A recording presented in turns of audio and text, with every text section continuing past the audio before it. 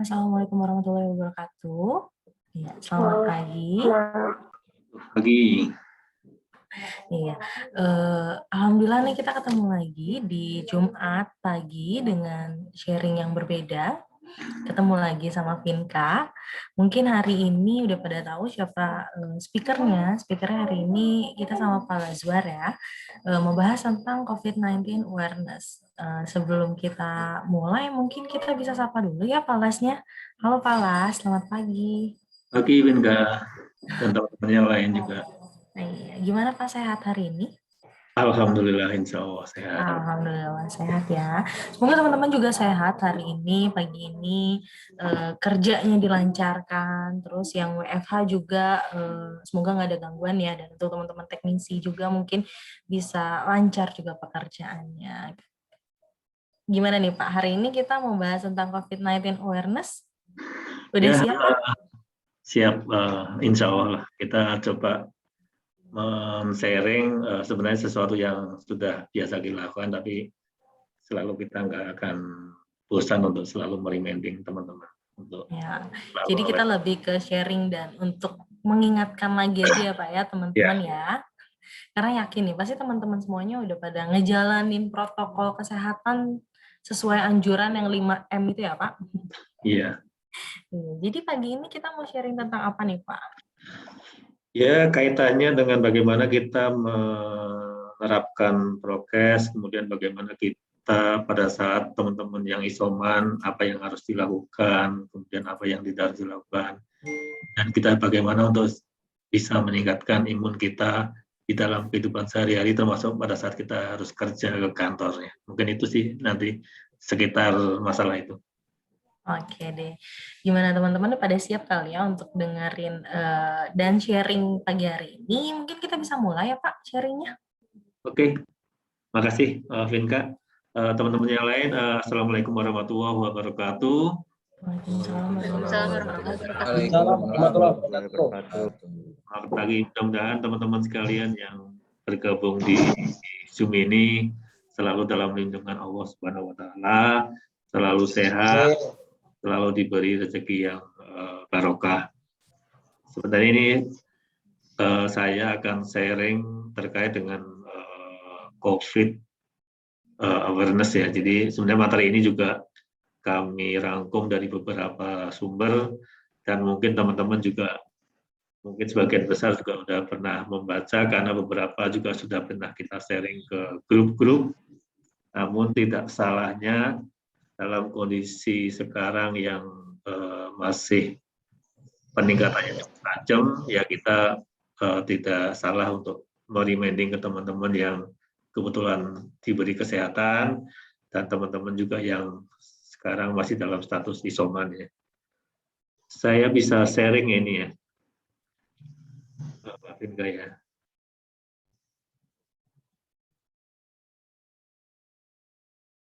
Sebentar.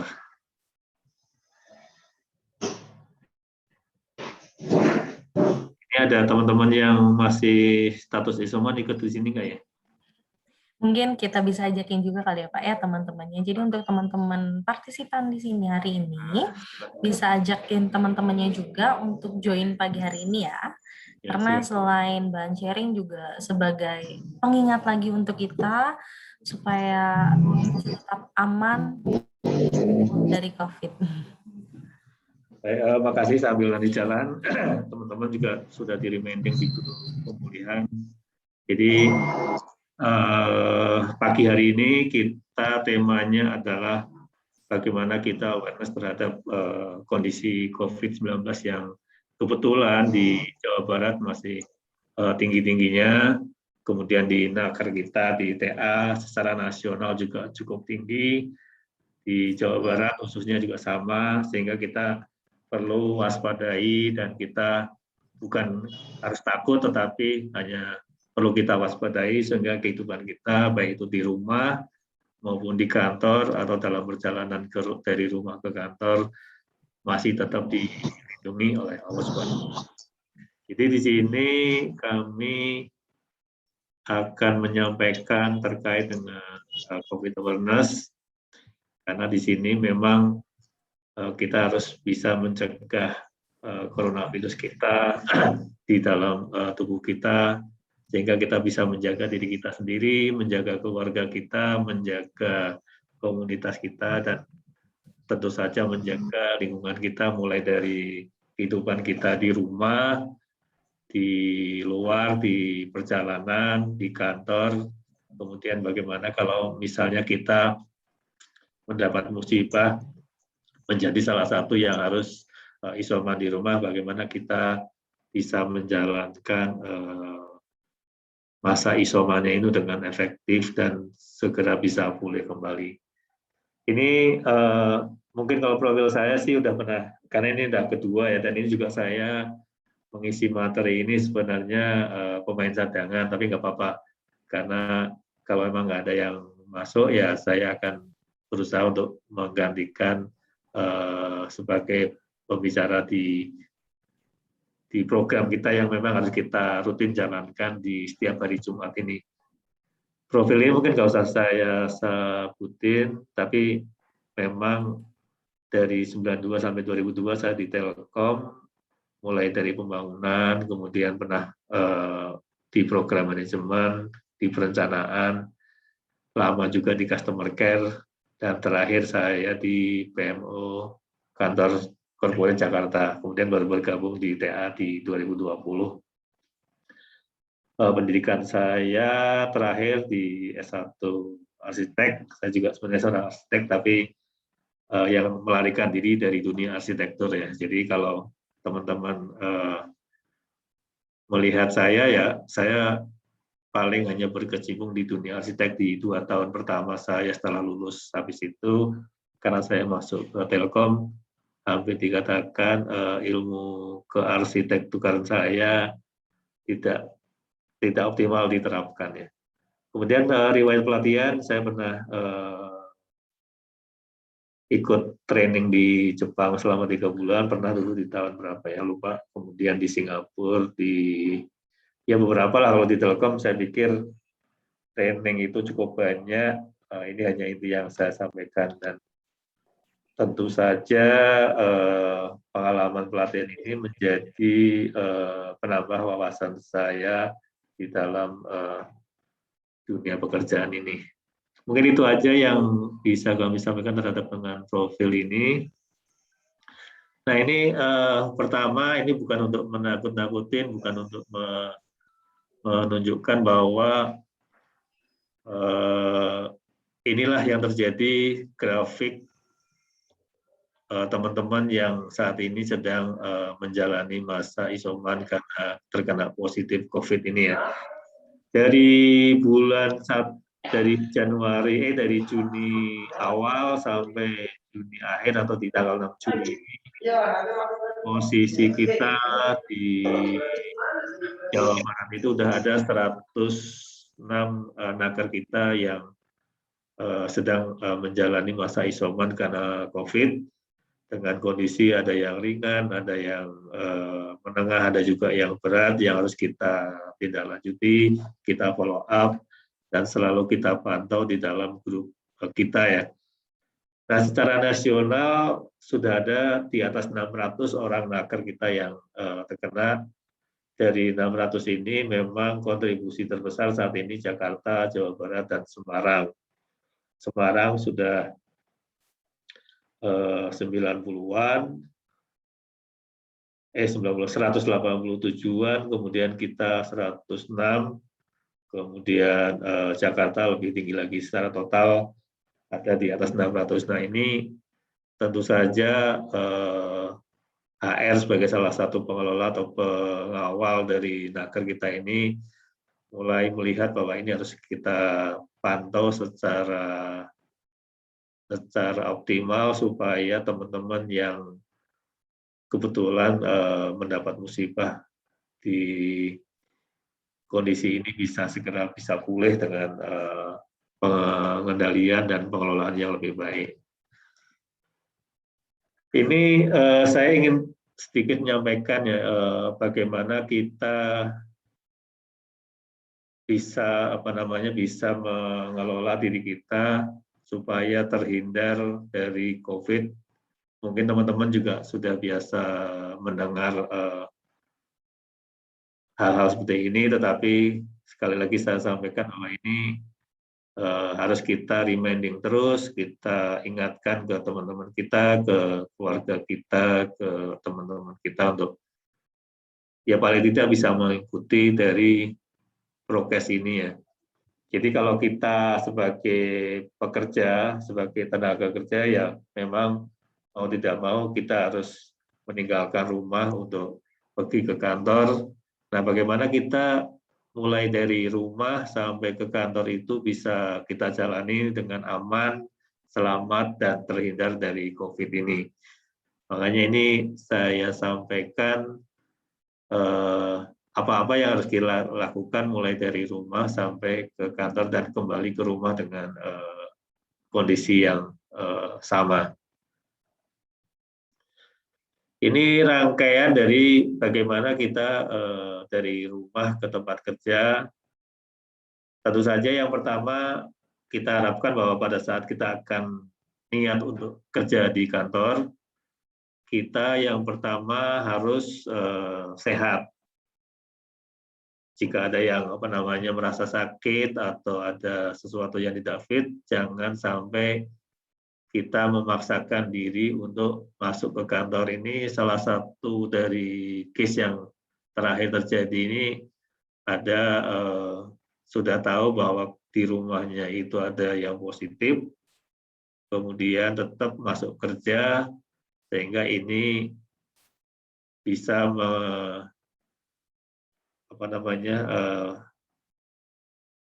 ya tidak baik bagi orang lain karena bisa menyebarkan virus yang ada di orang itu ke teman-teman atau ke lingkungan. Nah ini kita harapkan nanti teman-teman yang memang kondisinya tidak fit, silakan untuk minta izin ke atasannya, tidak usah masuk atau WFH. Jadi saya pikir atasan pasti tidak akan keberatan kalau ada nakes kita yang memang kondisinya tidak sehat atau kurang fit, itu tidak usah memaksakan diri. Jadi pastikan yang pertama kita ke kantor adalah dalam kondisi fit, dalam kondisi sehat ya. Jadi jangan sampai tidak sehat. Kemudian yang kedua ini tentu saja ini ya harus kita menggunakan pakaian yang tertutup, lengan panjang kalau bisa. Memang kayak saya sendiri kan jarang pakai lengan panjang ya, tapi diusahakan supaya tubuh kita paling tidak terlindungi dari virus yang memang nggak kelihatan. Kemudian yang ketiga, gunakan masker. Nah, kemudian untuk yang masker ini, saat ini memang ada ketentuan bahwa kita optimal kalau menggunakan masker double, ya. Yang satu masker medis, yang satu masker kain atau yang biasa. Jadi supaya kita benar-benar terlindungi dari virus yang masuk ke kita. Karena selama ini kalau kita hanya menggunakan masker medis, kemudian talinya longgar, ya masih ada kesempatan virus untuk masuk ke hidung atau mulut kita. Nah, dengan adanya masker yang double ini, tentu saja ya kita paling tidak terlindungi 2 kali dari virus yang ada itu. Nah, kemudian yang berikutnya ini terkait dengan usahakan kita tidak menggunakan transportasi umum. Bagaimana kalau kita memang tidak punya kendaraan ya kita boleh menggunakan transportasi umum, tapi dengan catatan ya kita selalu waspada menggunakan masker, tetap menjaga jarak. Yang paling bagus kita tidak menggunakan kendaraan transportasi umum. Jadi kalau tadi kita terpaksa menggunakan kendaraan umum, ya tadi tetap menjaga jarak, tidak menyentuh fasilitas umum, dan selalu tersedia hand sanitizer supaya kita bisa membersihkan tangan kita setelah memegang alat-alat yang dipegang oleh beberapa orang.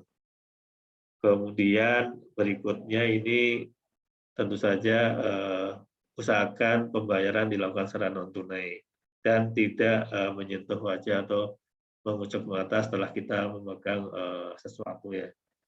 Nah, inilah salah satu rangkaian yang bisa kita lakukan sebagai upaya kita untuk terhindar dari COVID ini. Ini perjalanan dari dan ke tempat kerja. Kemudian berikutnya ini sebentar. Di tempat kerja ya. Jadi di tempat kerja ini begitu sampai ke kantor ya kita langsung usahakan untuk cuci tangan karena kita tidak tahu apa yang sudah terjadi selama perjalanan dari rumah ke kantor.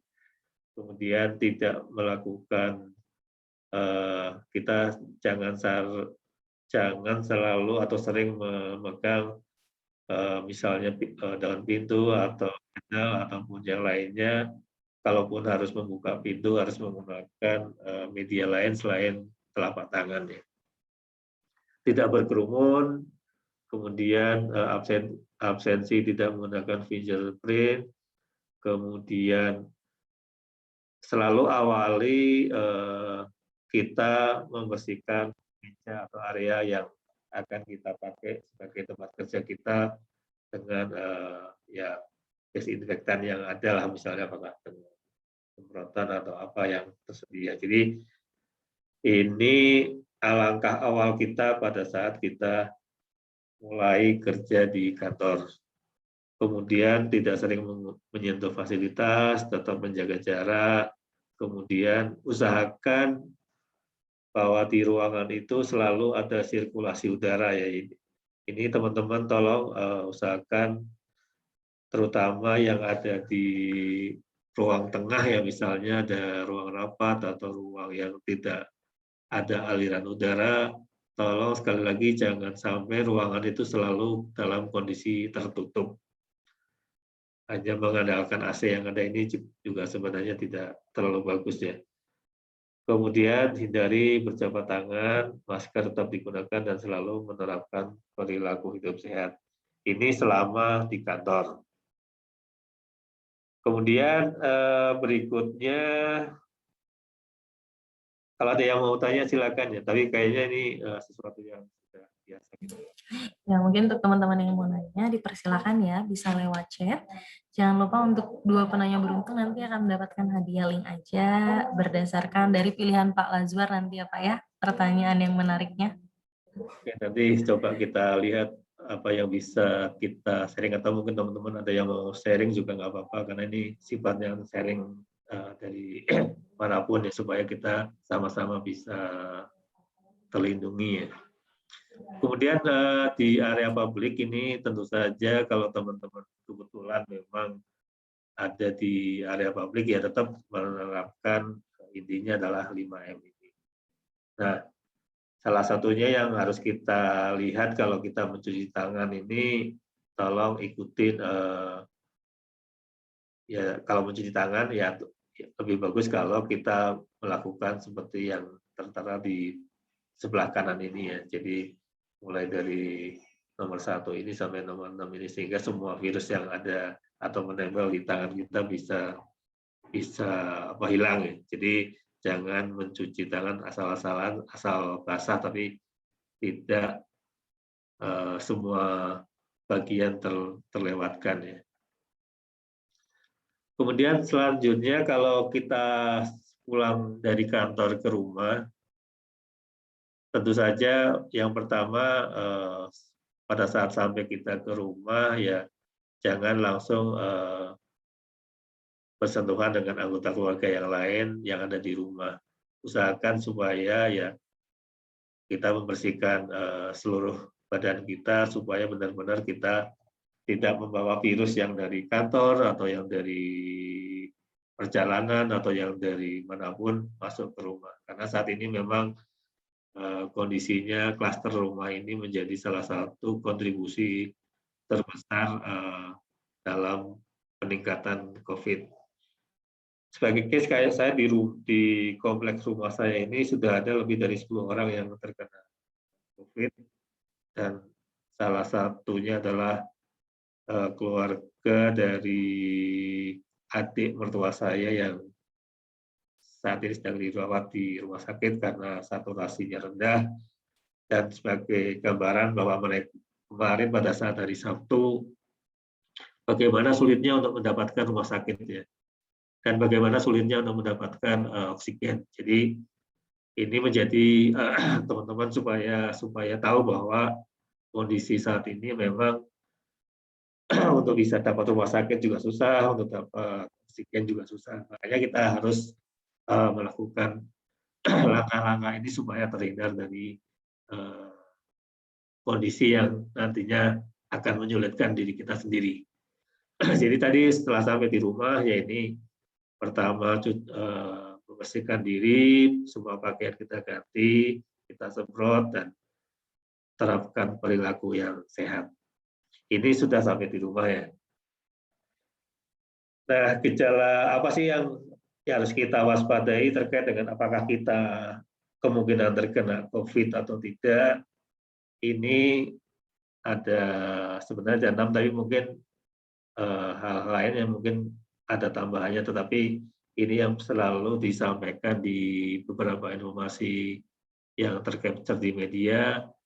Yang pertama, kehilangan indera perasa, kemudian kelelahan fisik, kelelahan mental, kehilangan nafsu makan, sakit perut dan diare, dan mata merah. Nah, ini perlu kita waspadai kalau kita punya gejala. Walaupun tidak selalu kalau kita misalnya flu selalu harus identik dengan COVID, tidak.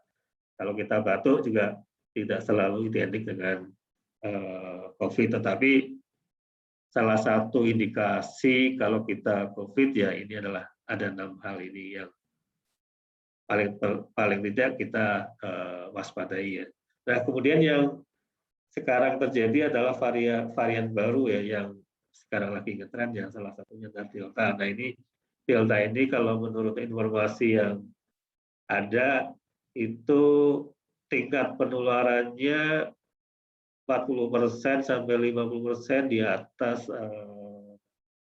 varian yang lainnya. Jadi kalau misalnya yang normal itu satu orang bisa menularkan ke 3 orang lainnya, kalau yang varian Delta ini bisa infonya sampai dengan 7 sampai 8 orang. Jadi dan tingkat penularannya lebih berbahaya dan lebih mudah ke orang lain. Jadi ini yang memang harus kita waspadai dengan variasi dari vaksin yang dari virus yang tadinya hanya normal dari Inggris, sekarang malah dari mana-mana, yang akhirnya vaksin yang kita sudah lakukan itu bisa saja tidak mengakomodasikan dari variasi-variasi yang baru ini. Jadi memang tidak menutup kemungkinan bahwa kita walaupun sudah divaksin, tetapi masih tetap kemungkinan besar terkena, itu tidak menutup kemungkinan ya. Jadi jangan sampai karena kita sudah vaksin, sudah swab, kita akhirnya sedikit lengah terhadap beberapa kondisi yang ada. Nah, ini bagaimana kalau kita akhirnya dengan terkena virus COVID ini, sehingga mau tidak mau mengharuskan kita untuk bisa melakukan isolasi mandiri karena kita terkena COVID ya. Jadi ini salah satu rangkaian yang bisa kami sampaikan karena dari beberapa capture dari media sosial ini. Pertama, isolasi mandiri ini bisa dilakukan sebenarnya untuk mencegah penyebaran COVID dengan tetap berada di rumah. Jadi ini manfaatnya tidak hanya untuk yang terkena COVID saja, tetapi bagi lingkungannya. Jadi jangan sampai karena kita tidak ada gejala, kita merasa sehat, tapi kita sebenarnya sudah terkena positif COVID, kita akhirnya tidak melakukan isolasi mandiri. Nah, ini bahayanya ke teman-teman lingkungannya. Ini juga terjadi di lingkungan saya, di mana ada teman-teman yang masih tetap bandel di lingkungan itu, walaupun dia udah positif, tapi tetap tidak sepenuhnya melakukan isolasi mandiri. Misalnya, kalau ibu-ibu masih tetap menyapu di luar atau beli sesuatu ke warung. Nah, ini membahayakan bagi misalnya ya pemilik warung atau pembeli lain yang kebetulan masuk ke warung. Nah, ini kita harapkan bahwa kalau memang kita diminta untuk isolasi mandiri, ya lakukanlah dengan sepenuh hati, dengan catatan bahwa ini untuk kepentingan diri sendiri supaya segera sehat, dan juga untuk kepentingan lingkungan kita, baik itu lingkungan keluarga kita maupun lingkungan di sekitar rumah kita ya. Jadi sama-sama supaya bisa kita sehat.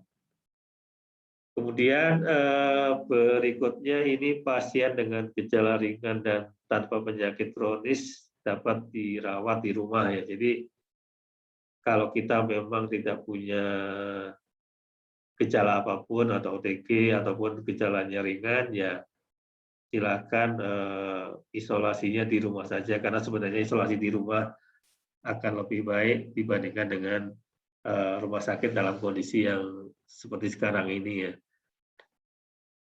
Saya punya pengalaman pada saat anak saya kena COVID, kebetulan karena rumahnya 2 lantai, ya saya benar-benar memisahkan anak saya di lantai 2 tanpa ada interaksi apapun dengan yang di lantai bawah ya. Semua makanan kita drop ke atas, baju juga semua dicuci di atas, dan semua tempat makanan itu selalu sekali buang ya. Jadi kita beli misalnya kayak piring plastik atau sendok plastik dan seterusnya, itu selalu kita buang.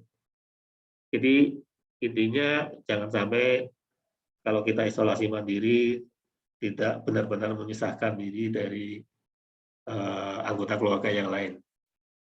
Nah, kemudian ini ada beberapa penyakit yang akan berpengaruh kalau kita kena COVID ya, misalnya diabetes, hipertensi, paru-paru, jantung, gagal ginjal, dan gangguan. Ini yang selalu kita kenal dengan nama komorbid ya. Nah, ini terhadap komorbid ini biasanya kalau kita terkena COVID ya kita harus pantau, karena ini bisa berdampak pada lamanya masa terkena COVID-nya ini. Jadi, dan jangan-jangan juga akan mempengaruhi dari kondisi tubuh kita, memperlambat proses penyembuhan. Ya. Jadi makanya terhadap teman-teman yang COVID tapi mempunyai historical penyakit komorbid ini, ya kita akan pantau lebih intensif dibandingkan dengan teman-teman yang isoman tetapi tidak punya keluhan atau tidak membawa penyakit kronis ini. Di WHO juga sebenarnya kita sedang menjajaki dengan dokter Telkomedika ataupun dokter yang lain untuk bisa melakukan telemedicine dengan teman-teman yang isoman, yang sedang kita jajaki untuk bisa benar-benar teman-teman mau konsultasi 1 hari sekali juga nggak apa-apa, atau seminggu sekali tergantung dari kondisinya juga nggak apa, dan itu sudah akan dilakukan kerjasama partnership antara Telkom Akses dengan Telkomedika ya. Termasuk untuk obat-obatannya. Nah, ini tadi saya sampaikan syarat isolasi mandiri ini ya, tadi menggunakan ruangan terpisah, kemudian memang yang terkena itu masih di bawah usia 60, tidak merokok, tidak memiliki penyakit kronis, tidak memiliki tingkat obesitas. Jadi kalau misalnya ada salah satu aspek ini tidak bisa dipenuhi, ya sebaiknya kita konsultasi untuk bisa dirawat di rumah sakit. Kemudian juga ruangan dan kamar mandi terpisah, kemudian jaga jarak. Jadi intinya isolasi mandiri ya tetap di rumah, jangan beraktivitas di rumah, di luar rumah, dan jangan keluar rumah kecuali dengan kondisi terpaksa. Misalnya kalau kita harus ke dokter atau harus melakukan tes ulang PCR dan lain sebagainya ya. Jadi selain itu hindarilah aktivitas yang di luar rumah, tetap di rumah saja. Kemudian selama isoman ini teman-teman yang kebetulan lagi mendapat musibah selalu harus mengecek suhu tubuhnya ya, karena saturasi oksigen ini akan menunjukkan tingkat tingkat kondisi tubuh kita. Jadi kalau saturasi itu adalah tingkat oksigen yang ada di dalam tubuh ya. Jadi standarnya sih 95. Jadi kalau di bawah 95 itu katanya perlu diwaspadai ya. Ini juga terjadi di saudara saya itu kemarin saturasinya sampai 70, sampai hanya drop juga, hanya harus dipakai tambahan oksigen ya. Kemudian kalau memang ada batuk, sesak nafas atau hilangnya penciuman bisa disampaikan. Makanya di grup kita maupun yang grup HO ini kita minta teman-teman selalu melaporkan kondisinya ini tiap hari di grup WA supaya kita tahu bahwa apakah ada teman-teman yang menunjukkan gejala penurunan atau memang kondisinya masih kita anggap aman ya. Dan kalau misalnya memang kondisinya darurat ya silakan segera hubungi fasilitas kesehatan yang ada mulai dari puskesmas atau call center 119 atau yang lainnya supaya bisa dikontrol. Nanti kalau misalnya kerjasama dengan dokter sudah jalan ya silakan bisa dihubungi dokter Telkomedika. Ini hal-hal yang boleh dilakukan selama masa isoman, mulai dari 5M, kemudian makan makanan yang bergizi, kemudian minum vitamin yang ada ini vitamin C, vitamin B, dan vitamin zinc. Kemudian mungkin yang pengalaman pernah diceritakan Pak Agus, pada saat itu kita diusahakan minum air putih 1,5 sampai 2 liter ya. Kemudian ya intinya makan makanan yang bergizi. Kemudian tetap aktivitas yang bisa kita lakukan di dalam rumah cukup banyak, mulai dari kita bisa tetap berinteraksi dengan yang lain lewat daring ataupun yang lainnya ya. Olahraga ringan juga tetap harus kita laksanakan supaya kita tidak terlalu lama berdiam diri di rumah. Sedangkan yang tidak boleh dilakukan, ya ini makan bersama dalam satu meja, berkumpul tanpa menggunakan masker, terus berbagi peralatan pribadi, misalnya handuk atau sabun atau yang lainnya, atau berbagi peralatan-peralatan yang ada di rumah secara bergantian, itu juga nggak boleh ya. Jadi inilah yang harusnya kita hindari. Kemudian ya tadi sudah saya sampaikan gejala-gejala, misalnya kalau kita demamnya tinggi, batuk berdarah, apalagi sudah berdarah ya, ini harus segera dilakukan lab supaya paru-paru kita tidak sampai terkena flek ya, karena kalau sudah sampai ke paru-paru memang akan menghambat pemulihan dari penyakit ini ya. Sesak nafas tentu saja, nyeri dada, dan saturasi oksigen di bawah 95 ini sudah menunjukkan indikasi yang harus kita waspadai. Kemudian ini apa sih yang harus kita siapkan kalau kita memulai karantina ya? Ini mungkin teman-teman yang baru dapat musibah COVID di hari kemarin atau 2 hari yang lalu bisa mempersiapkan diri bagaimana kita menyediakan apa yang tersedia di rumah, mulai dari air mineral, kemudian makanan, kemudian sayuran, sampai vitamin, semua tersedia di rumah dan harus kita konsumsi secara rutin. Kemudian, nah ini yang selalu sering dilewatkan oleh siapapun ya. Kadang-kadang kita sudah merasa isoman dengan benar, kemudian sudah memisahkan diri dari keluarga, tetapi pada saat membuang sampah itu tidak mengikuti aturan ya. Jadi sampah dibiarkan dibuang di tempat kemudian diambil oleh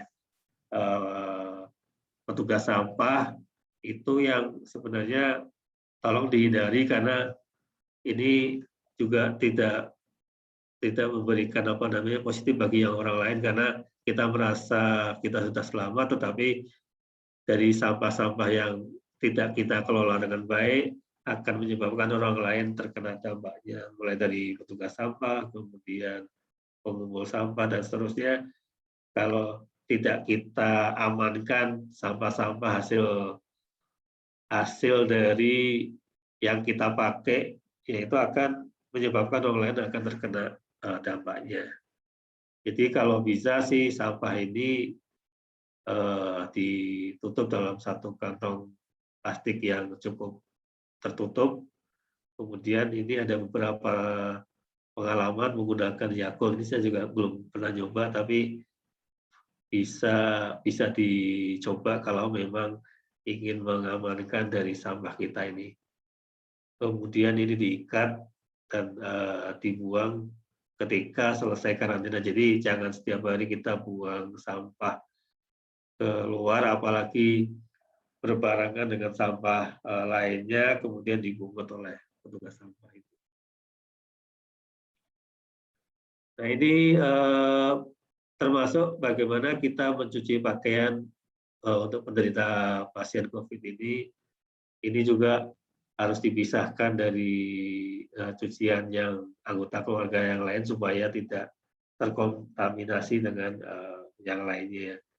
Terus ini juga sama bagaimana kita bisa membuat desinfektan rumahan mulai dari campuran air putih sampai dicampur alkohol. Ini salah satunya untuk bisa kita tidak selalu harus tergantung dari petugas penyemprot yang dari luar ya. Kita bisa mengamankan atau mensterilkan ruangan kita sendiri dengan campuran yang kita buat.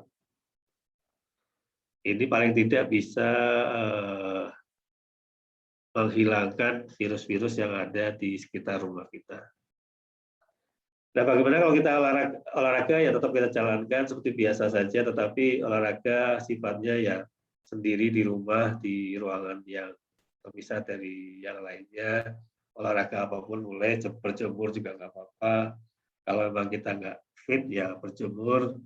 Kalau kita merasa sehat, tidak lelah atau tidak ada gejala yang lain, ya kita olahraga seperti biasa saja ya.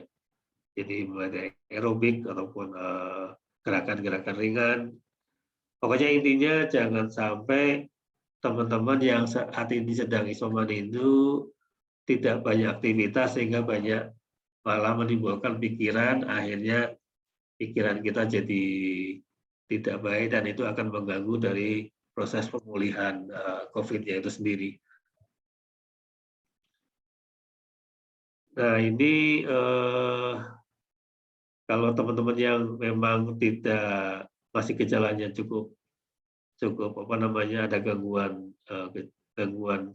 kaitannya dengan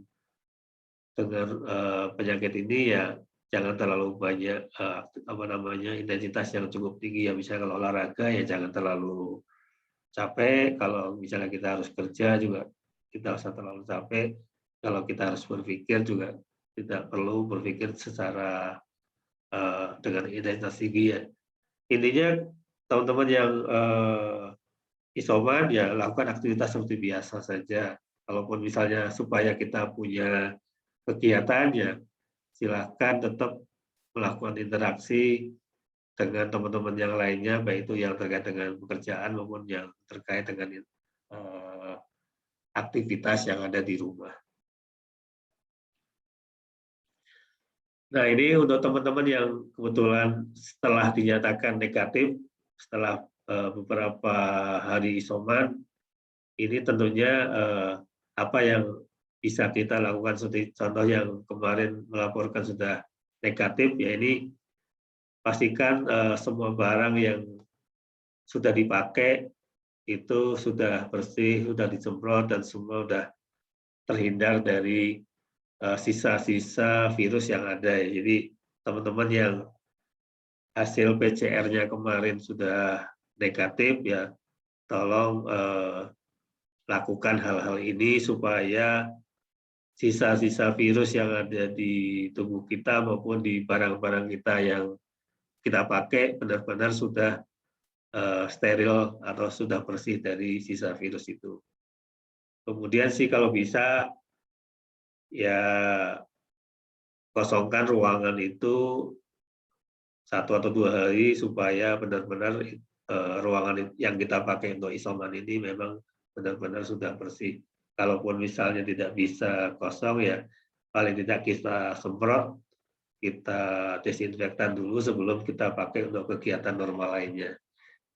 Nah ini semua yang kita lakukan, mulai dari bagaimana kita menghindari COVID ini, bagaimana kita melakukan kegiatan kalau kita terkena isoman, dan bagaimana kita kembali kalau kita sudah sehat kembali, supaya kita yakin bahwa kalau kita sudah dinyatakan negatif dari hasil isoman ini, kita benar-benar yakin bahwa semua yang ada di kita maupun barang-barang yang kita pakai sudah kita bersihkan kembali dan kita sterilisasi terhadap sisa-sisa virus yang ada di tubuh kita.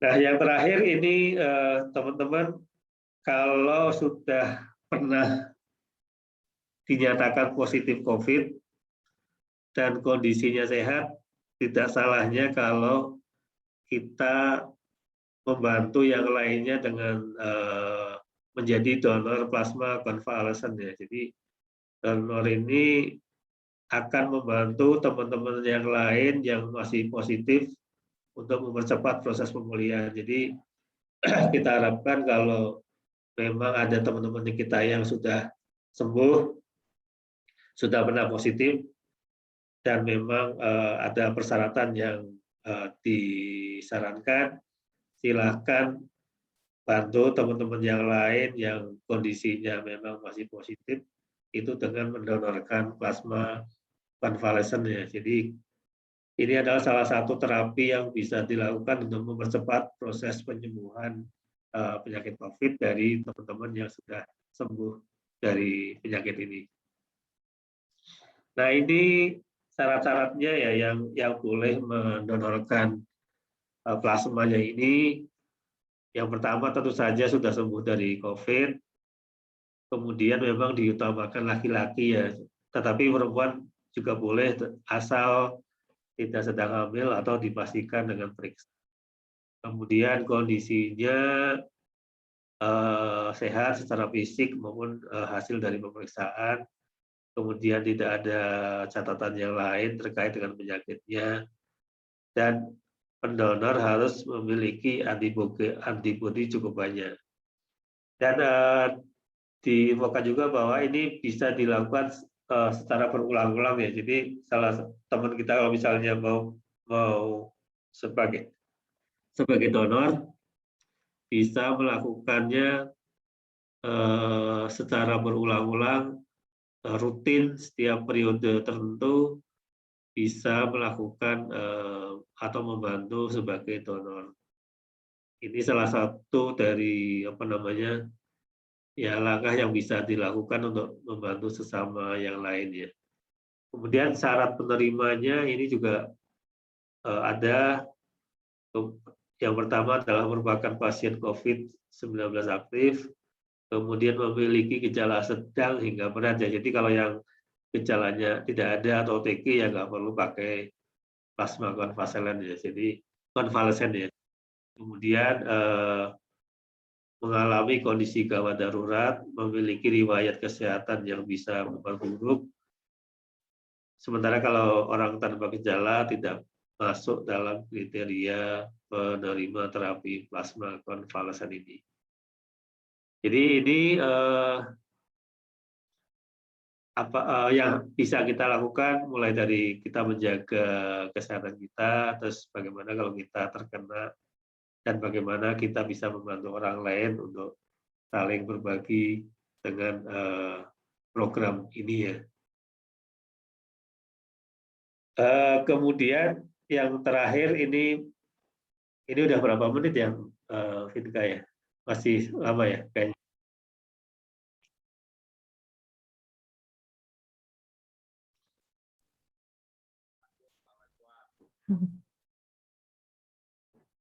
Masih Pak, boleh dilanjut? Iya. Takutnya saya cerita panjang nggak diterima gitu. Tenang Pak, kita masih punya waktu Karena yang kalau cukup sepi panjang. gitu ya, sepi karena takut atau apa ya. Jadi Ini kita ada serius. ini programnya Telkom Akses yang baru ya, terkait dengan pengelolaan COVID ini. Mungkin teman-teman sudah pernah di-sharing, tetapi perlu kita tegaskan kembali, ada perubahan pengelolaan terhadap COVID ini ya. Yang pertama, ini ada 3 program, mulai dari weekly antigen, kemudian contact tracing, sampai penggunaan masker ya. Yang pertama, kita akan tetap melaksanakan weekly antigen ini, baik dilakukan secara swakelola maupun melalui Telkom Medica. Jadi kalau misalnya memang kayak minggu depan alat kita udah habis ya, kita akan lakukan tes antigen ini disemprot ya. Nah, sekarang masa isoman itu diperpanjang menjadi 22 hari. Ini sebenarnya kenapa kok ini dibuat seperti ini, karena ada historical data ya, bahwa 94% karyawan yang hasil antigennya positif itu pasti PCR-nya positif. Kemudian rata-rata isoman naker kita itu secara nasional itu dianggap 22 hari, ada yang karena PCR 2 kali sehingga 14 kali 2 ya 28 hari ya. Kemudian rata-rata jumlah swab karyawan positif itu 3 kali. Nah, dari data historical ini akhirnya HO membuat aturan baru bahwa bila teman-teman sudah melakukan swab antigen dan dinyatakan positif, itu langsung dianggap positif isoman selama 22 hari tanpa harus PCR. Jadi PCR itu kita skip dari proses yang biasa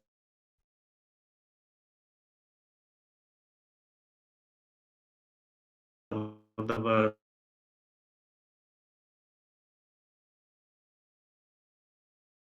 langsung itu kita anggap bahwa nakes tersebut sudah positif dan harus melakukan isoman selama 22 hari. Nah, bagaimana selama 22 hari ini bila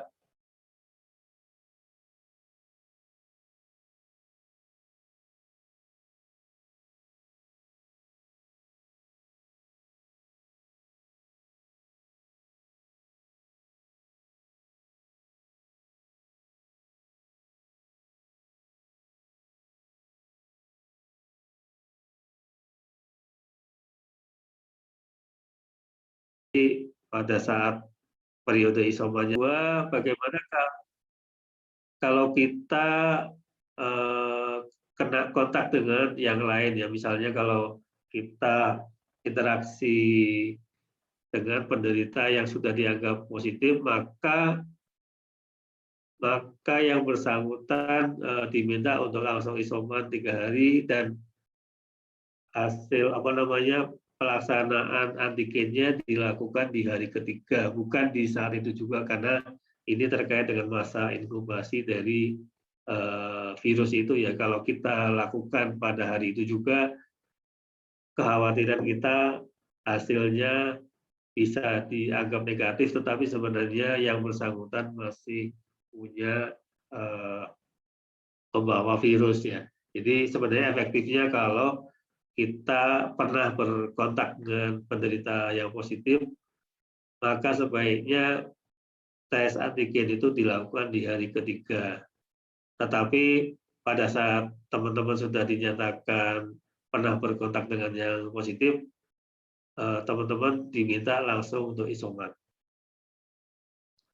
Nah, untuk masker tadi sudah kami sampaikan, tetap menggunakan masker 2 lapis, 1 masker medis dan satunya masker kain. Ini sebenarnya untuk menghindari dengan kondisi yang sekarang di mana tingkat penularannya lebih mudah ke orang lain.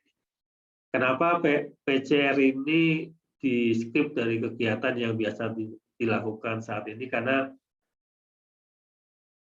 tes antigen maupun PCR itu sebenarnya hanya untuk menunjukkan apakah seseorang itu positif atau tidak, bukan menjadi media untuk proses penyembuhannya. Jadi makanya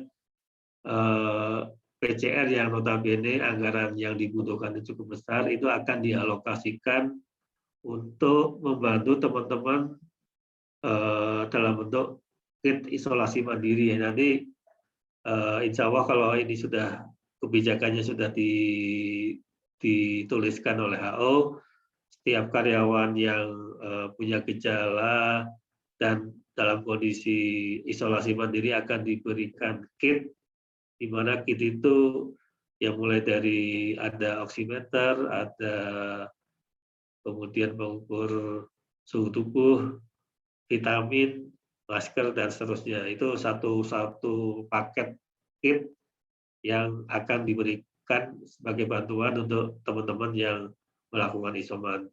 Saat ini sudah diberikan ke teman-teman yang dalam status memang kondisinya ke arah berat ya. Jadi kayak kemarin ada 4 orang yang akan kita segera alokasikan bantuan untuk kit isolasi mandiri ini.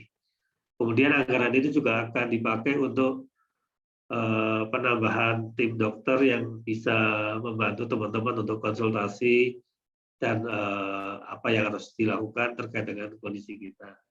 Dan yang terakhir, akan diberikan reward untuk karyawan yang telah donor plasma konvalesen. Makanya ini teman-teman apakah di regional Jawa Barat ini ada nakes kita yang sudah pernah konvalesen atau belum, saya belum tahu, nanti tolong diinfokan saja supaya kita juga bisa mendata berapa orang teman-teman kita yang sudah melakukan donor itu.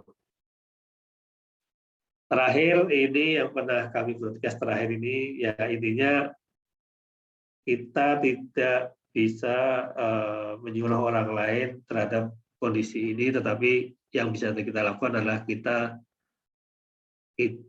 menjaga diri kita sendiri supaya kita aman, imun kita kuat, dan iman kita tetap bisa jalan. Jadi karena semua orang kondisinya berbeda, ada yang bisa isoman karena kelebihan materi, ada juga yang harus keluar karena kondisinya memang memaksa dia untuk keluar, tetapi yang bisa kita lakukan adalah kita melakukan pengamanan diri, menjaga imunitas kita, dan tentu saja kita meningkatkan iman kita.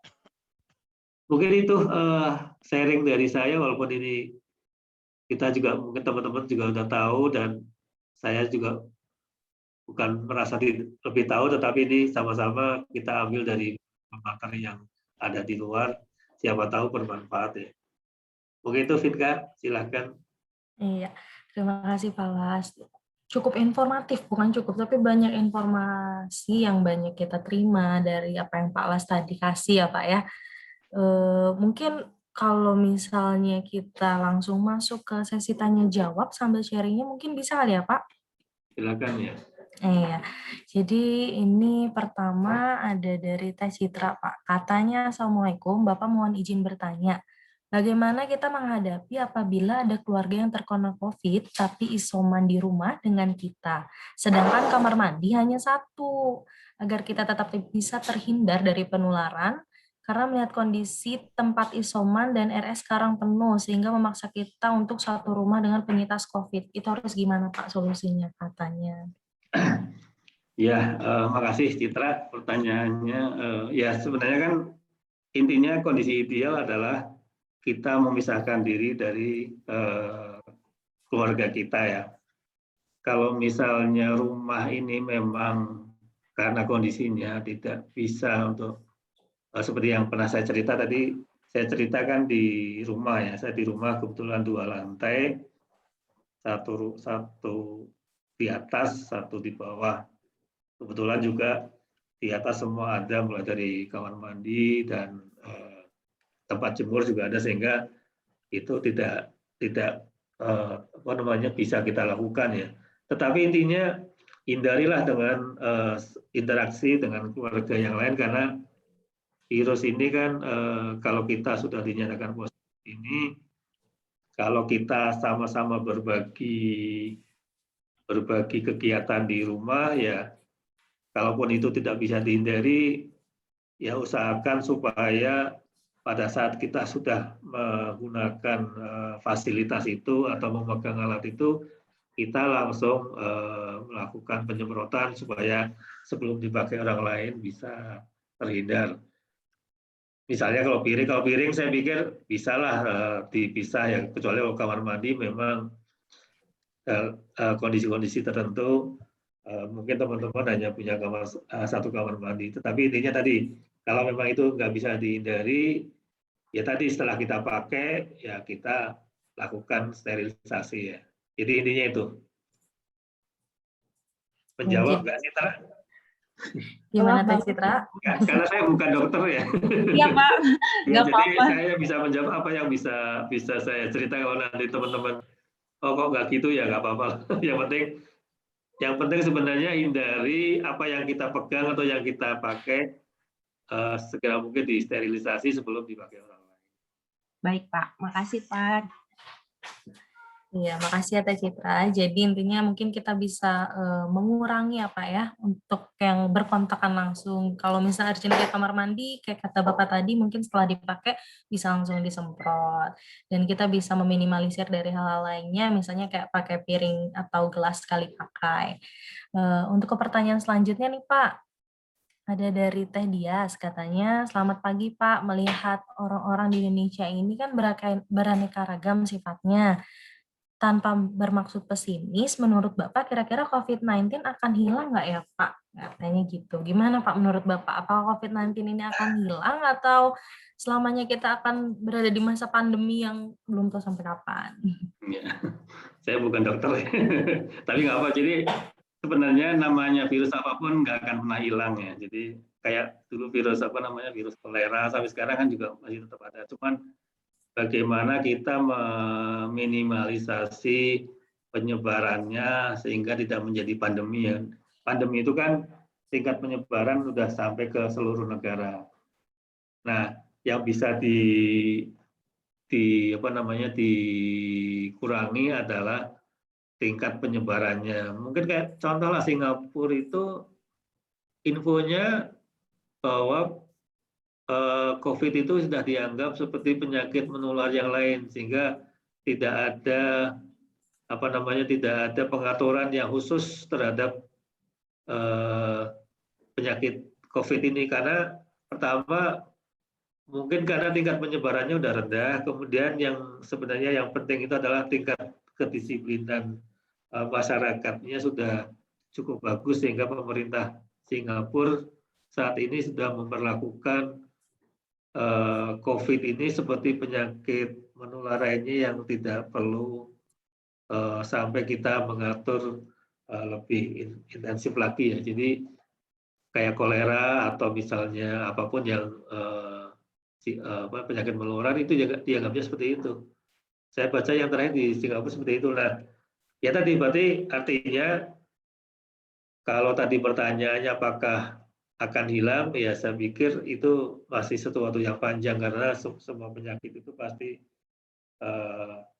tidak akan hilang 100%, tetapi yang bisa kita lakukan adalah bagaimana supaya COVID itu tidak menjadi pandemi, tidak menjadi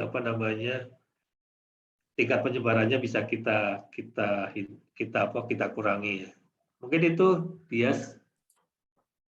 Iya. Iya Pak. Gimana Teh Dias? Ya, palingan kita cuma bisa membantu pemerintah kali ya caranya dengan cara yang kayak menerapkan 5M, terus menghindari kerumunan, paling dengan hal seperti itu ya Pak ya. Terus kita juga membantu pemerintah dengan vaksin, terus swab. Ya, jadi kita lebih rajin aja untuk mengikuti prokes-prokes yang ada.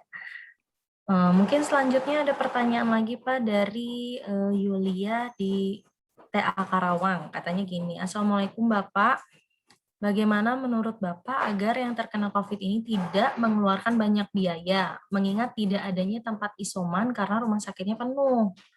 Asupan makanan harus yang bergizi dan vitamin juga obat-obatan yang tidak murah. Karena isoman ini memakan waktu hingga 14 hingga 22 hari, jadi biaya tidak sedikit, Pak. Bagaimana solusinya katanya, Pak? Ya, sebenarnya kan sehat itu mahal ya, tapi bisa lebih mahal lagi kalau sakit ya. Jadi namanya sakit itu pasti mahal. Jadi makanya yang bisa kita lakukan ya hindarilah supaya kita tidak terkena penyakit apapun karena memang mahal sekali ya namanya penyakit itu. Kalau kita hitung-hitung isoman itu kan 14 hari, kalau kita di rumah sakit kalikan berapa. Nah, sebenarnya fasilitas-fasilitas pemerintah yang ataupun dari swasta yang memberikan biaya gratis kan sudah cukup banyak ya. Kayak terakhir yang sudah di-share ke teman-teman, kalau kita pingin misalnya oksigen gratis, ada yang di yayasan tertentu yang sudah memberikan oksigen gratis, kemudian obat-obatan gratis juga ada, kemudian juga ada yang rumah sakit yang menawarkan gratis juga ada. Saya pikir ya memang belum mengatasi semua pasien, ya, tetapi paling tidak bahwa kita bisa mengurangi dari biaya-biaya yang harus kita keluarkan karena masa isomannya cukup lama ini. Kemudian ya intinya tadi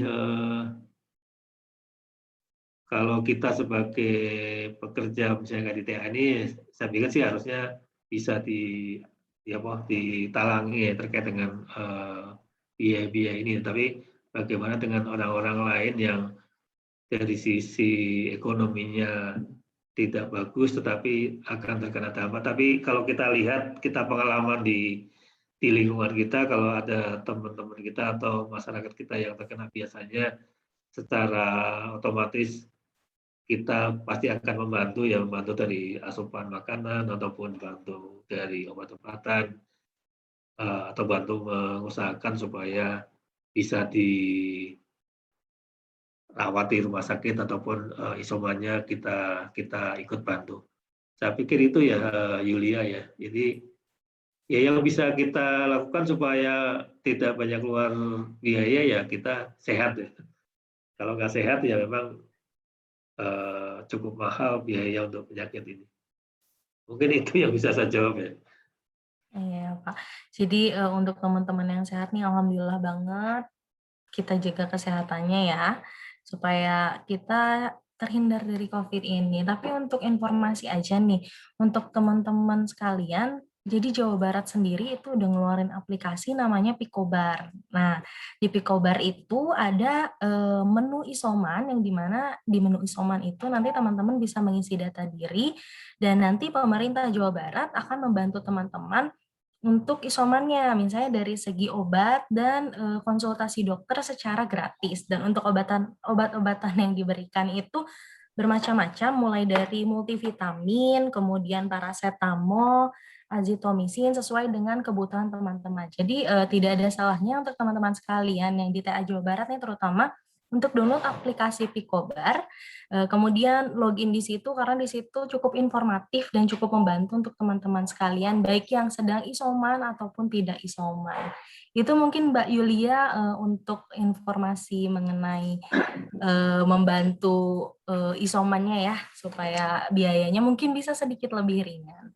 Ya ini di Kerawang ini kan cukup banyak ya Yulia ya. Udah kelihatannya peningkatannya makin meningkat. gede ya. Jadi tidak hanya yang kerja di kantor, tetapi yang teknisi pun kontribusinya cukup banyak. Benar. Ini Iya, Pak. yang bisa kita lakukan ya tolong nggak tahu di sana WFH-nya jalan nggak ya Mbak ya? WFH-nya jalan, Pak. Jalan ya, karena saya lihat reportingnya kan WFH-nya paling sedikit ya. Iya, yang di dalam, Pak. Yang di dalam Yang indoor. tolong tetap ikuti nota dinas itu ya 25% dari kapasitas ruangan ya, supaya benar-benar bisa kita rem peningkatan yang cukup drastis di Kerawang ini. Apa nggak tahu karena efek dari dekat Jakarta atau gimana ya, mungkin seperti itu ya. Ya mudah-mudahan nggak berkembang lagi ya Yulia ya. Iya Pak. Oke. Amin. Iya, terima kasih Mbak Yulia. Ya, sama-sama. Ya, selanjutnya ada pertanyaan lagi dari Asep Rukmana. Katanya, Assalamualaikum warahmatullahi wabarakatuh. Pagi, semangat pagi Mas Asep. Apa yang Bapak sampaikan benar adanya dan alhamdulillah sudah saya terapkan baik di kantor maupun di rumah. Dan alhamdulillah juga sampai saat ini kondisi saya sehat walafiat. Yang agak berat adalah di lingkungan rumah, yang mana kita sudah menjalankan prokes, pas ada tetangga yang tidak menjalankan prokes seperti tidak pakai masker. Dan maaf terpaksa saya edukasi ke tetangganya. Hal seperti ini yang sering terjadi di lingkungan saya dan pasti ini terjadi di lingkungan Bapak dan teman-teman semua. Mohon izin, apakah yang harus saya atau kami lakukan terkait permasalahan atau kejadian seperti ini? Sebelumnya saya ucapkan terima kasih. Jadi gimana nih Pak? Katanya Pak Asep ini di lingkungannya nih mungkin banyak yang cukup bandel ya Pak ya, tidak mengikuti prokes. Sedangkan Pak Asepnya sendiri sudah mencoba dengan mengedukasi, tapi mungkin tetangganya masih belum ada perubahan atau kesadaran akan dari COVID-19 ini sendiri. Menurut Bapak kira-kira harus gimana Pak? Ya, ini Menyikapi lingkungannya. di slide saya yang terakhir ini kan kita ada apa namanya, ada pernyataan yang mungkin bisa kita lakukan, bahwa memang kita akan berbeda-beda ya. Jadi kita ada yang sadar bahwa kita saat ini memang lagi terkena pandemi. Ada juga teman-teman yang lain yang merasa sehat tetapi tidak sadar bahwa harus menjalani apa namanya prokes ini.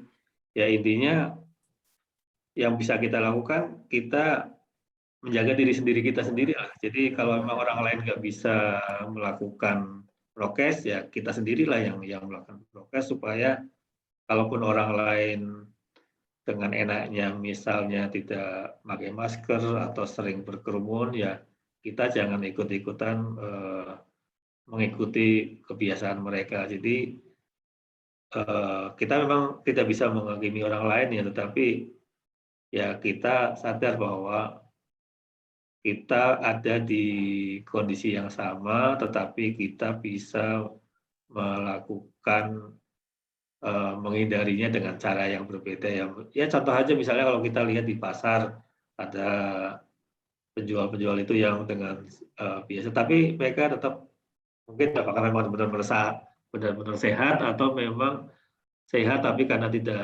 belum pernah diperiksa sehingga mereka mungkin saja OTG. Tetapi kalau kita bisa menghindari komunitas itu, ya paling tidak kita sendirilah yang sehat, keluarga kita yang sehat. Biarkanlah orang lain kalau memang dia tidak merasa punya niat untuk menjaga diri dan lingkungannya, ya yang bisa kita lakukan adalah kita sendiri tanpa melihat apakah orang lain mau menerapkan atau enggak. Kalau kita tidak bisa mengedukasi mereka, yang bisa kita lakukan adalah kita hindari komunitas atau lingkungan itu, supaya kita tidak ikut-ikutan dapat virus karena kegiatan itu ya. Mungkin itu ya Pak Asep ya. Iya, makasih Pak Las. Gimana untuk Pak Asep sudah terjawab atau belum? Jadi mungkin bisa dari diri sendiri dulu aja ya Pak ya, karena kalau untuk nyamain apa keinginan kita sama orang tuh kayaknya bakalan susah. Jadi kesadaran diri sendiri dulu saja, mulai dari pencegahannya dan prokesnya tetap kita ikuti. Untuk selanjutnya ada pertanyaan dari Mas Gagas. Katanya gini, Pak. Untuk yang status isoman, baik gejala ringan atau tanpa gejala, status absensi kantor seperti apa ya, Pak? Apakah ada cuti khusus 22 hari selama isoman, atau dianggap sakit, atau dianggap WFH? Katanya kayak gitu, Pak. Untuk absensinya sendiri, yang teman-teman kita sedang isoman ini kayak gimana? Ya, dari Gagas ya. Ya sebaiknya sih tetap. Permisi, Pak Las, belum ada suaranya. Halo, tes. Suaranya Ada Pak, Ada Pak kan? muncul. Sudah, muncul Pak. kan ya? Ada Pak. Ya, jadi sebisa mungkin ya tetap absen ya. Absen kalau jadi sebaiknya sih absen ya, absen karena tidak ada cuti khusus untuk yang sakit ini ya, kecuali kalau memang sakitnya harus dibawa ke rumah sakit, tidak bisa melakukan absen ya nanti akan ada toleransi terhadap tiket absen ini. Tetapi sepanjang bisa melakukan absensi karena memang kondisi kita sebenarnya masih sehat secara fisiknya, bisa melakukan aktivitas yang lain ya, aktivitas absen juga pasti bisa ya. Kalau dia olahraga aja bisa, masa absensi nggak bisa kan? Nah intinya mau pakai absensi BFA nggak apa-apa, absensi biasa nggak apa-apa, tetapi intinya tolong diusahakan untuk tetap absen. Kecuali kalau memang dalam kondisi tertentu teman-teman kita memang sudah nggak bisa melakukan absensi karena sakit, dirawat, harus apa namanya diinfus atau apa ya, itu bisa kita toleransi untuk kita berikan tiket absensi itu ya. Mungkin itu Mbak Vinka.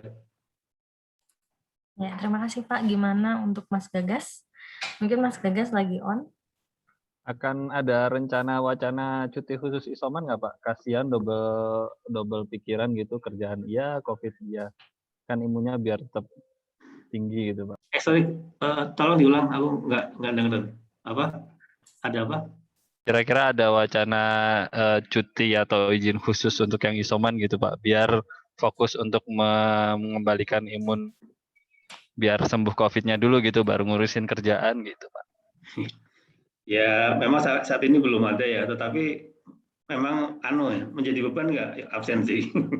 Kan itu kewajiban sebenarnya, karena kalau nanti nggak absen akan pengaruh ya. Tetapi kalau memang tadi saya pikir kalau kondisinya tidak memungkinkan untuk absen, ya ada fasilitas tiket absen itu ya yang bisa kita jadikan sebagai justifikasi bahwa yang bersangkutan kan sakit.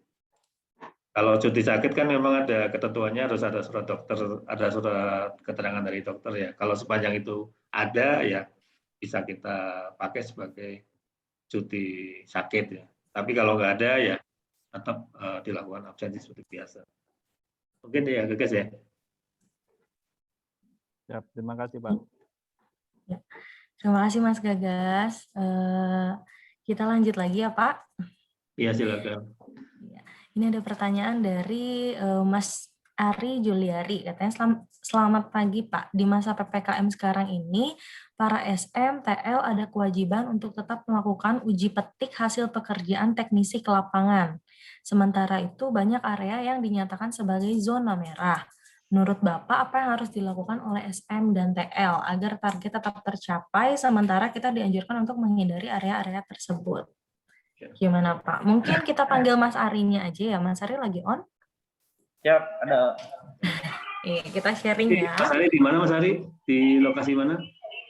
Saya pegang area Bandung 2 Pak. Itu mana ya? Kalong, Tegar Mana, Opo, sama Tegalega. Ya. Jadi yang dikhawatirkan kan program uji petik ya. Iya betul. Sementara kan Pak Masri sering teriak tuh kalau uji petik belum selesai.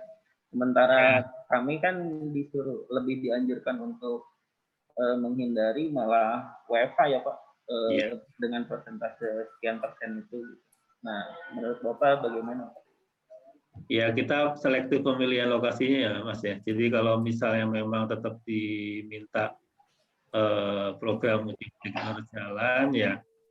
Mungkin dari beberapa lokasi kan ada lokasi-lokasi yang kita anggap aman ya. Jadi kalau misalnya satu lokasi kita itu merupakan zona merah atau hitam, ya tolong dihindari lokasi itu. Tetapi saya pikir pastilah ada lokasi-lokasi yang kita anggap masih aman untuk bisa kita lakukan uji petik.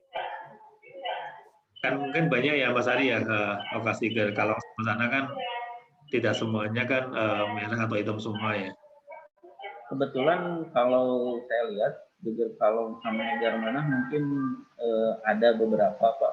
Cuma yang bermasalah ini kan yang area Popo sama Tegalega nih Pak.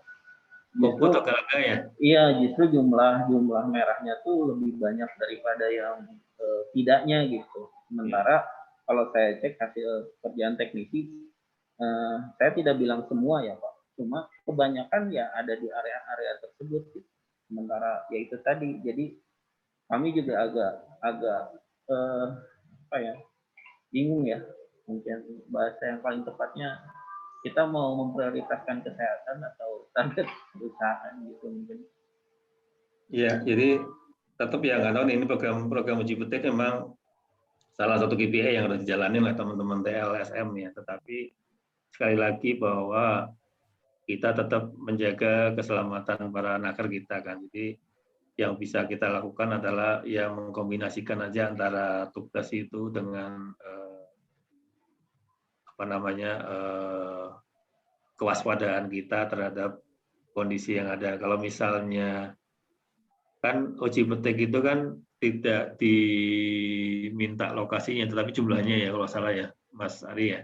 Iya betul Pak. Jadi kalau yang diminta jumlahnya ya kita ambil saja dulu lah yang lokasi-lokasi yang, atau hindari dulu lah lokasi-lokasi yang kita anggap berbahaya. Kita cari, saya pikir masih ada lah lokasi-lokasi yang bisa kita uji petikkan dengan catatan tetap kondisi teman-teman terjaga dari kondisi ini ya. Kalau nanti memang udah cukup semuanya habis, tinggal yang hitam, saya pikir nanti juga pasti manajemen akan mentolerir kondisi yang memang tidak bisa kita hindari ya. Kan kita anggap sebagai force majeure juga kan pandemi ini. Tapi sepanjang masih ada lokasi yang masih kita anggap aman, mungkin zonanya zona kuning atau hijau ya, itu saja yang kita cari. Jangan mencari lokasi-lokasi yang merah atau hitam, Mas. Ya itu paling yang bisa kami sampaikan. Nanti ya sambil saya juga nanti diskusikan juga dengan Pak Masri atau yang lain supaya apakah ada solusi lain yang terkait dengan kondisi ini. Ya Pak, terima kasih Pak. Iya, sudah terjawab kan Mas Ari? Insya Allah sudah Mbak.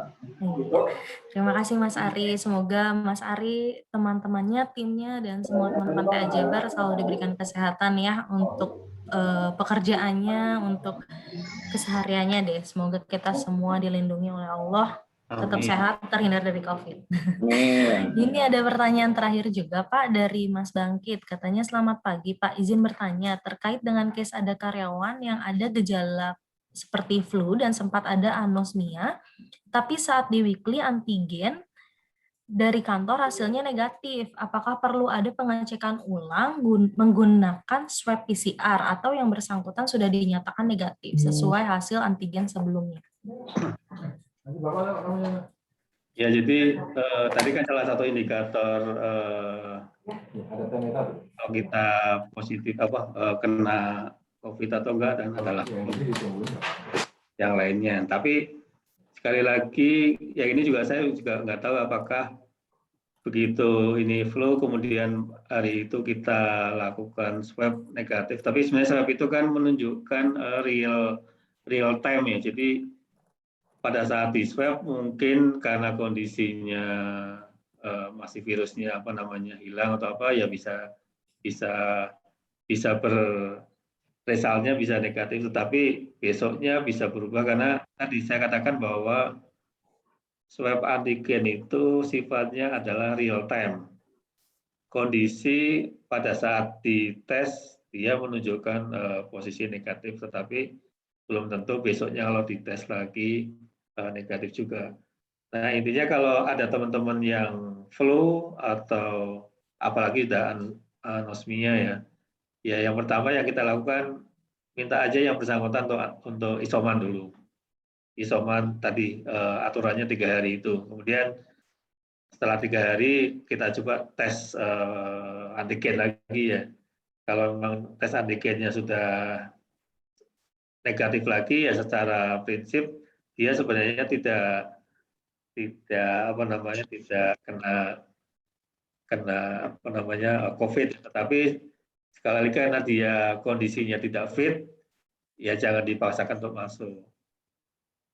Nah kalau PCR kan sekarang sebenarnya boleh dilakukan untuk yang tadi kalau kondisinya ke arah sedang atau berat ya, tetapi kalau kondisinya tidak ada, memang saat ini hanya diminta untuk antigen saja. Walaupun antigen bisa, nanti kalau sekarang udah antigennya negatif ya coba di 3 hari berikutnya antigen lagi, kalau hasilnya negatif ya saya pikir sebenarnya udah tidak ada yang perlu dilakukan lagi ya.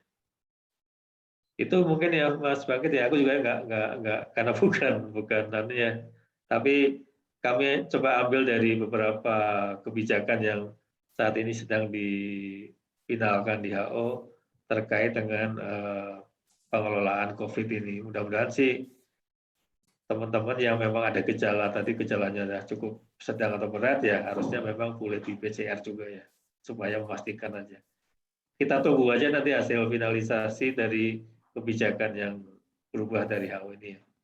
Mungkin itu Mas Bangkit. Siapa? Iya, sudah terjawab ya Mas Bangkit. Ya, mungkin tips untuk teman-teman juga nih, kalau misalnya ada gejala-gejala mungkin bisa dicatat sendiri kali ya Pak ya. Jadi dilihat perkembangan sakitnya, misalnya hari ini kita flu, apakah flu-nya disertai demam atau tidak. Jadi lebih banyak pencatatan dan mungkin tetap mengkonsumsi makanan-makanan sehat serta vitaminnya tidak lupa juga ya. Ini udah nih Pak, nih pertanyaan kita udah habis nih. Tadi satu yang tadi gagas tambahan ini ya, jadi apa sih sebagai reward sama dengan jadi donor plasma konvalesen sama dengan harus positif. Jadi tolong persepsi ini harus dibalik ya. Jadi pertama, kalau kita niatnya untuk membantu teman-teman yang kebetulan sedang positif COVID, kita teman-teman yang sudah pernah positif, tolong bisa bantu dengan cara donor plasma konvalesen ini. Nah,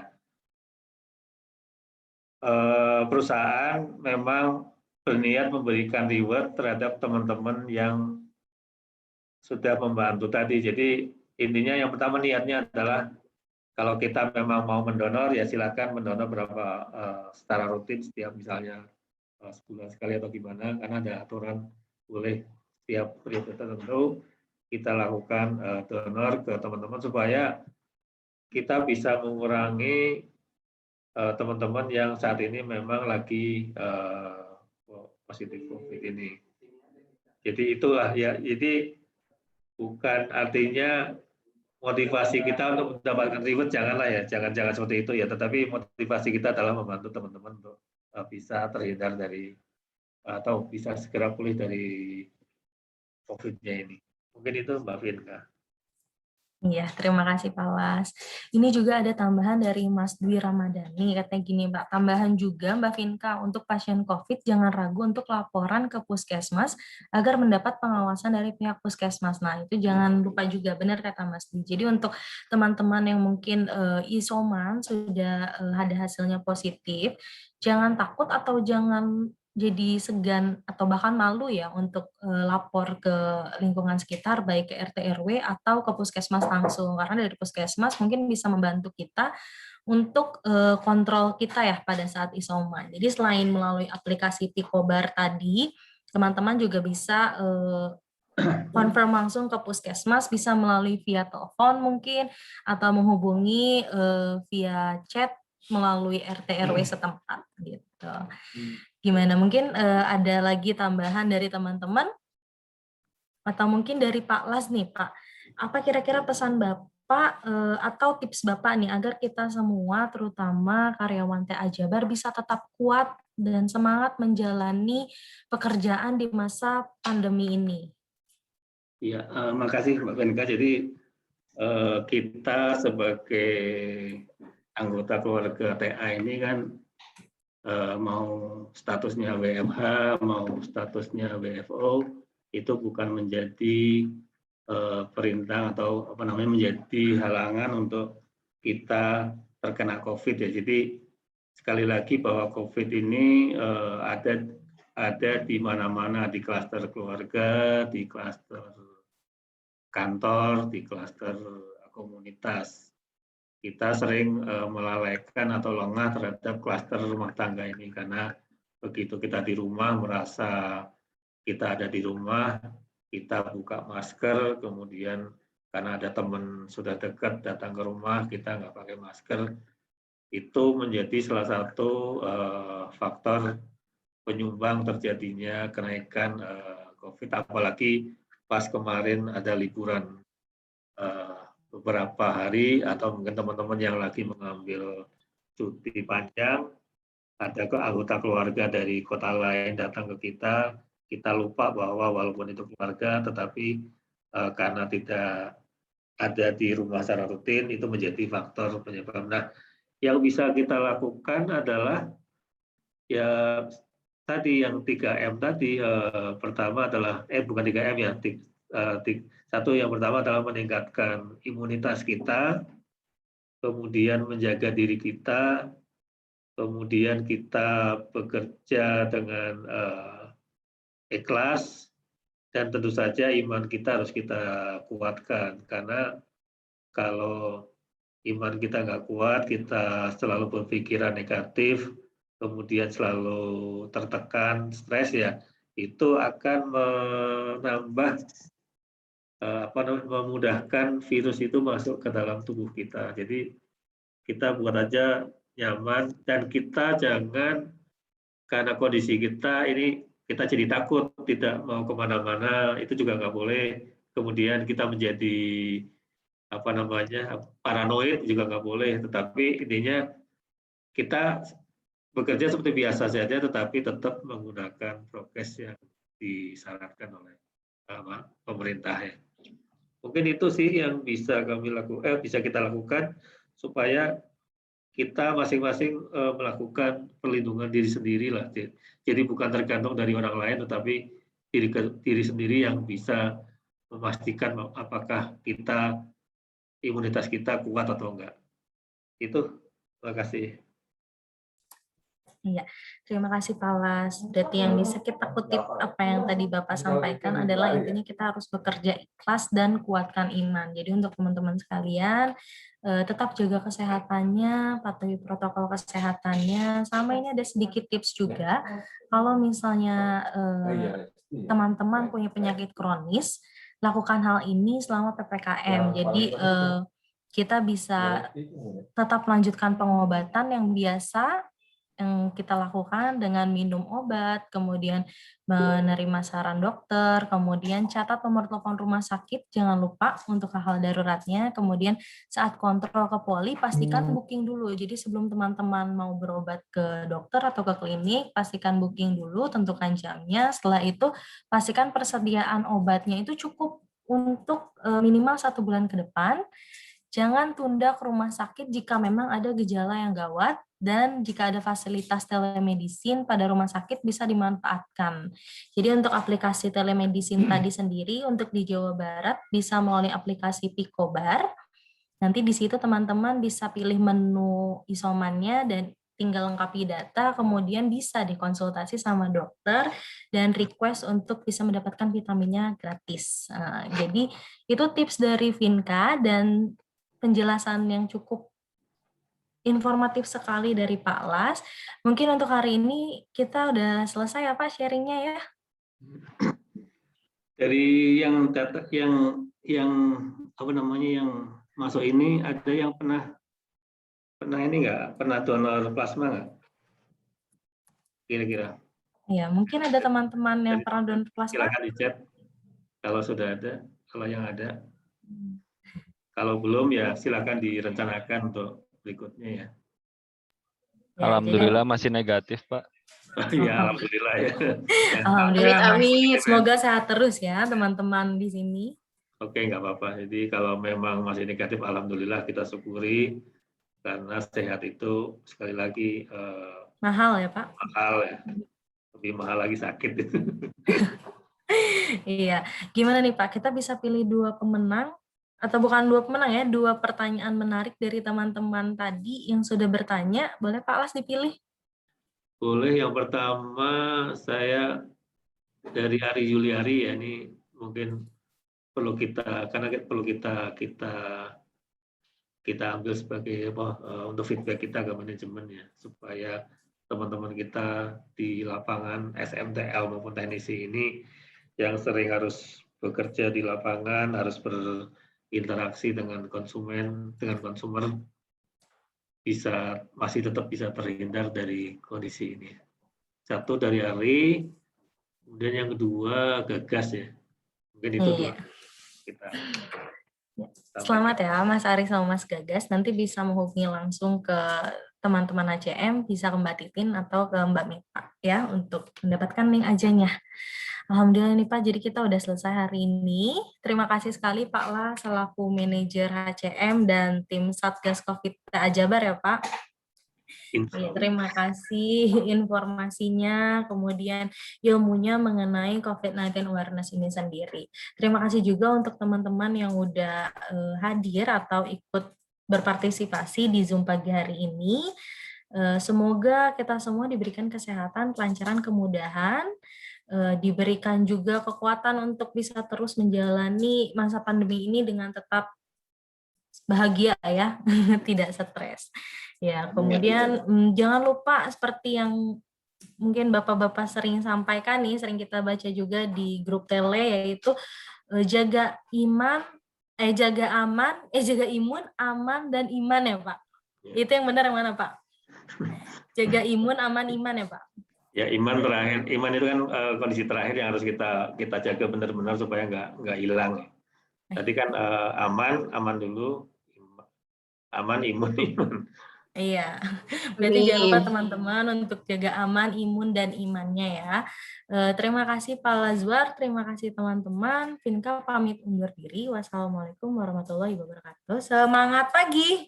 Pagi. Terima kasih.